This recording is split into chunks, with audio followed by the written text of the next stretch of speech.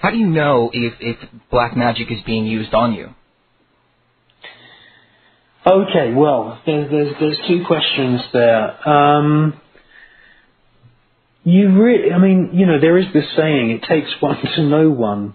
And there are famous incidences in history where magicians have actually battled each other psychically.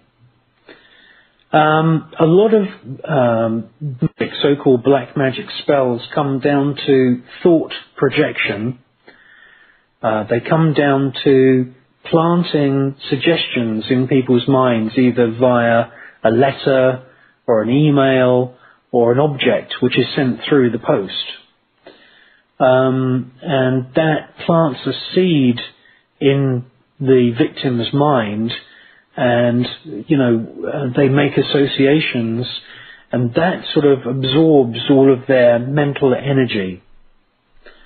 So that, on a very, very basic level, is how feuds and black magic spells can start.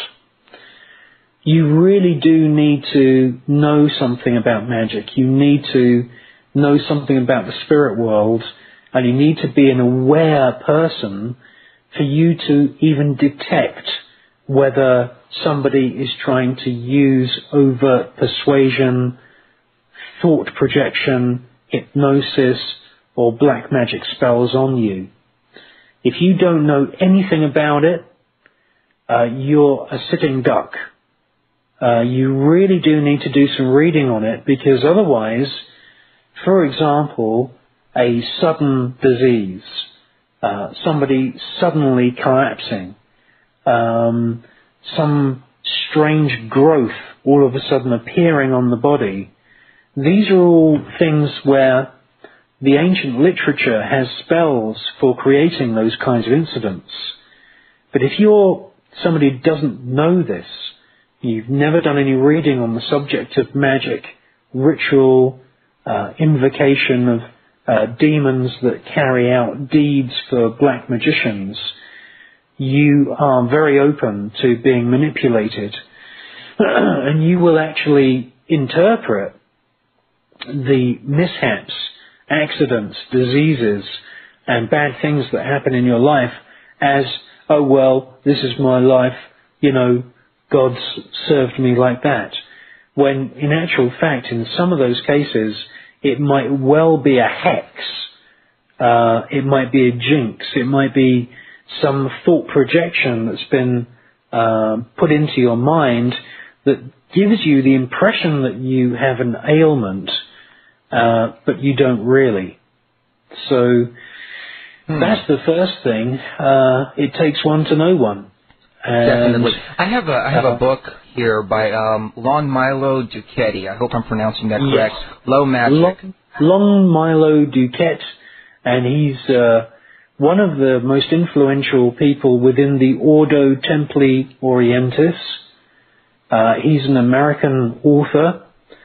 He appears on television documentaries. Sometimes he appears dressed as if he looks like a rabbi. And I've read a few of his books. He's one of the greatest disciples of Aleister Crowley. Ah, okay. In his book here, it says he received a letter from somebody who was practicing magic, and they were afraid that these headaches and other ailments like that were coming from practicing, like a bad result from practicing the magic. And in this he says, concerning mood swings and health issues, I don't know how to pronounce this, vis-a-vis, how do you say that? Vis-a-vis. Vis-a-vis, there you go. Vis-a-vis your magical practices. It's usually best to ascribe them to normal demons of body chemistry and stress of 21st century urban life. More often than not, a head cold or the flu isn't caused by backlash from magical operation. Even if it were a negative reaction to your magical workings, your doubts and fears over the matter only serve to give the entities you fear permission and encouragement to keep feeding onto your insecurities. Yes. So, in a sense, the demon has invoked you. So we have to be kind of weary when we're studying this, and always be and leave the fear behind. I think that was the message. Leave the fear behind. And we do have one of our good friends, EA Koetting, on the line.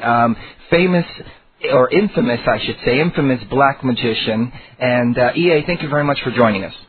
Thanks for having me on. And, I've been listening to you guys for a little bit here today, and it's really turned out to be an awesome show. You're covering some great topics. And it's great to be back on with you, too, Mr. Everard. Hello. Yeah. Well, EA, do you have anything you'd like to add to this?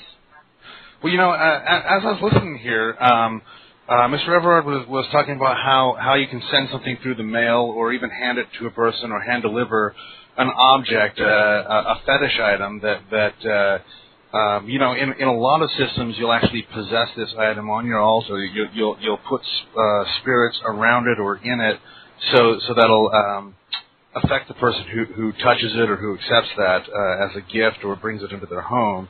And that's true for sure, but really that's not a necessary part of placing any kind of baneful magic on a person.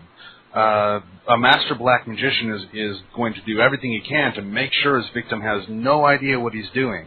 So he's not going to send anything to him or say anything to him. He's going to do his ritual, and there'll be an exchange of energy, a play of energies between them that's going to actually cause that to happen. I think that too often a lot of the effects of the occult are written off to pure psychology.